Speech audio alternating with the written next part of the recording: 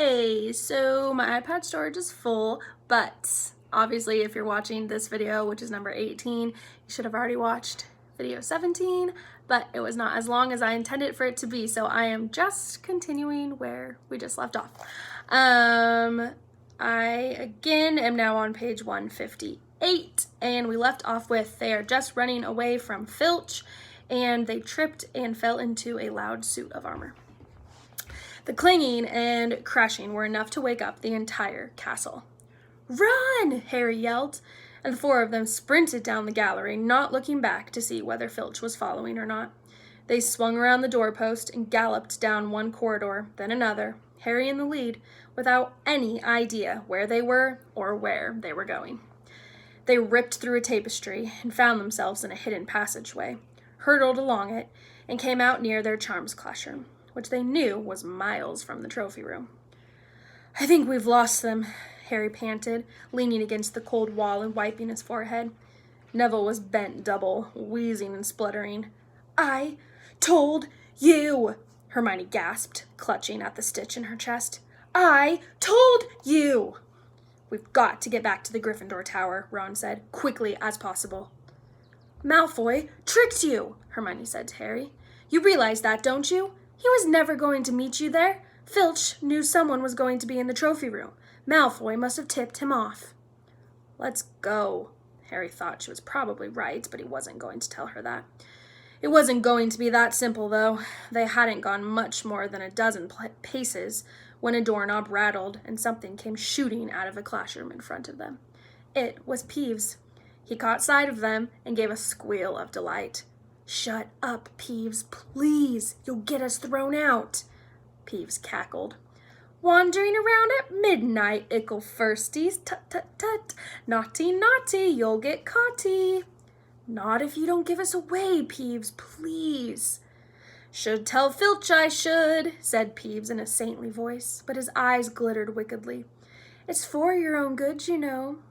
"Get out of the way," snapped Ron, taking a swipe at Peeves, but that was a big mistake. "Students out of bed!" Peeves bellowed. "Students out of bed! Down the charms corridor!"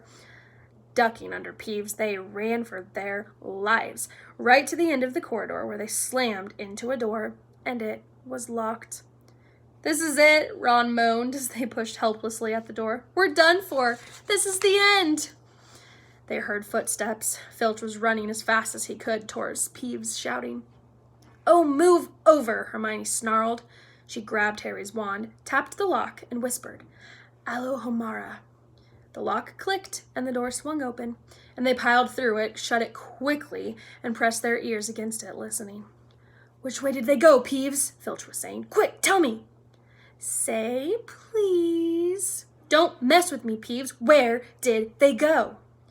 "I shan't say nothing if you don't say please," said Peeves in his annoying sing-song voice. "All right, please." "Nothing!" "I told you I wouldn't say nothing if you didn't say please."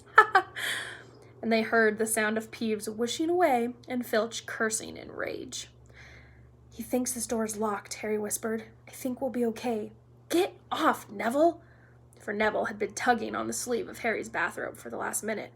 "What?" Harry turned around and saw quite clearly what. For a moment, he was sure they had walked into a nightmare. This was too much on top of everything else that had happened so far. They weren't in a room, as he had supposed. They were in a corridor, the forbidden corridor on the 3rd floor. And now they knew why it was forbidden. They were looking straight into the eyes of a monstrous dog. A dog that filled the whole space between the ceiling and floor. And it had 3 heads. 3 pairs of rolling mad eyes. 3 noses twitching and quivering in their direction. And 3 drooling mouths, saliva hanging in slippery ropes from huge yellow fangs. It was standing quite still, all 6 eyes staring at them. And Harry knew that the only reason they weren't already dead was that their sudden appearance had taken it by surprise. But it was quickly getting over that. There was no mistaking what those thunderous growls meant. Harry groped for the doorknob. Between Filch and death, he'd take Filch. And they fell backwards, and Harry slammed the door shut, and they ran, almost flew, back down the corridor.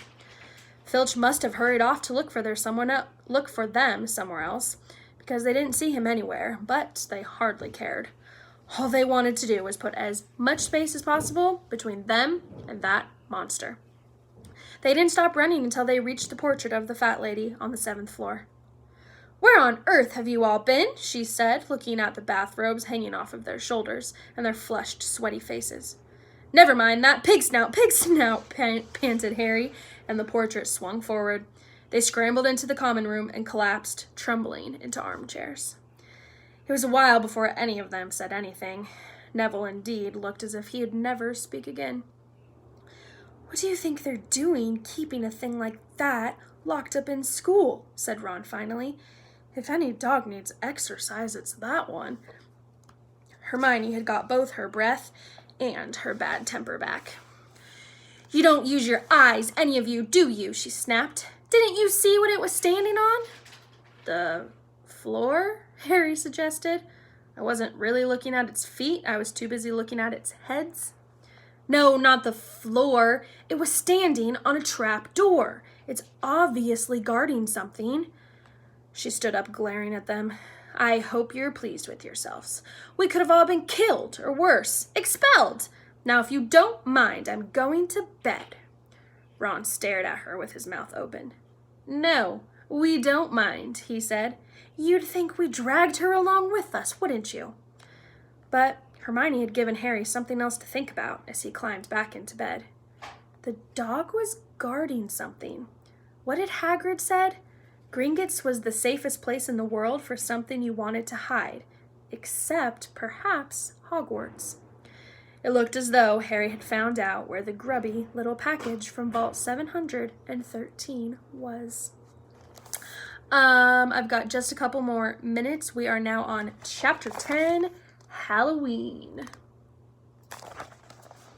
Malfoy couldn't believe his eyes when he saw that Harry and Ron were still at Hogwarts the next day, looking tired but perfectly cheerful. Indeed, by the next morning, Harry and Ron thought that meeting the three-headed dog had been an excellent adventure, and they were quite keen to have another one. In the meantime, Harry filled Ron in about the package that seemed to have been moved from from Gringotts to Hogwarts, and they spent a lot of time wondering what could possibly need such heavy protection. "It's either really valuable or really dangerous," said Ron. "Or both," said Harry. But as all they knew for sure about the mysterious object was that it was only about 2 inches long, they didn't have much of a chance of guessing what it was without further clues. Neither Neville nor Hermione showed the slightest interest in what was laying underneath the dog in the trapdoor. All Neville cared about was never going near that dog again. Hermione was now refusing to speak to Harry and Ron, but she was such a bossy know-it-all that they saw this as an added bonus. All they really wanted now was a way to get back at Malfoy, and to their great delight, just the thing arrived in the mail about a week later. As the owls flooded into the great hall as usual, everyone's attention was caught at once by a long, thin package carried by 6 large screech owls. Harry was just as interested as everyone else to see what was in this large parcel, and was amazed when the owl soared and dropped it right in front of him, knocking his bacon to the floor. They had hardly fluttered out of the way when another owl dropped a letter on top of it. Harry ripped open the letters first, which was lucky, because it said, "Do not open this parcel at the table. It contains your new Nimbus 2000, and I don't want everybody knowing you've got a broomstick, or they'll all want one. Oliver Wood will meet you tonight on the Quidditch field at 7 o'clock for your first training session. Professor M. McGonagall." Harry had difficulty hiding his glee as he handed the note to Ron to read. "A Nimbus 2000? Ron moaned enviously. "I've never even touched one of those." They left the hall quickly, wanting to unwrap the broomstick in private before their first class. But halfway across the entrance hall, they found the way upstairs barred by Crabbe and Goyle. Malfoy seized the package from Harry and felt it. "That's a broomstick," he said, throwing it back at Harry, with a mixture of jealousy and spite in his face. "You'll be in for it this time, Potter. First years aren't allowed to have them." But Ron couldn't help it. "It's not any old broomstick," he said. "It's a Nimbus 2000. What did you say you've got at home, Malfoy? A Comet 260? Ron grinned at Harry. "Comets look flashy, but they're not even in the same league as the Nimbus."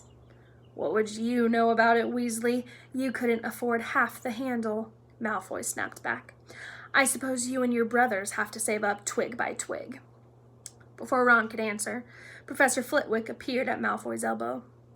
"Not arguing, I hope, boys," he squeaked. "Potter's been sent a broomstick, Professor," said Malfoy quickly. Yes, that's right," said Professor Flitwick, beaming at Harry. "Professor McGonagall told me all about the special circumstances, Potter. What model is it?" "A Nimbus 2000, sir," said Harry, fighting not to laugh at the look of horror on Malfoy's face. "And it's really thanks to Malfoy here that I got it," he added. Ron and Harry headed upstairs, smothering their laughter at Malfoy's obvious rage and confusion. "Well, it's true," Harry chortled as they reached the top of the marble staircase. "If he hadn't stolen Neville's Remember-All, I wouldn't have flown, and I wouldn't be on the team." "So I suppose you think it's a reward for breaking rules," came an angry voice from behind them. Hermione was stomping up the stairs, looking disapprovingly at the package in Harry's hand. "I thought you weren't speaking to us," said Harry. "Yes, don't stop now," said Ron. "It's doing us so much good." Hermione marched away with her nose in the air. Harry had a lot of trouble keeping his mind on his lessons that day. He kept wandering up to the dormitory, where his new broomstick was lying under his bed, or straying off to the Quidditch field where he'd be learning to play that night. He bolted his dinner that evening without noticing what he was even eating, and then rushed upstairs with Ron to unwrap the Nimbus 2000 at last. "Wow," Ron sighed as the broomstick rolled onto Harry's bedspread. Even Harry, who knew nothing about the different brooms, thought it looked wonderful. Sleek and shiny with a mahogany handle. It had a long tail of neat straight twigs and Nimbus 2000 written in gold near the top. And that is where I'm going to stop. We will hear about Harry's first Quidditch lesson tomorrow. Bye, friends.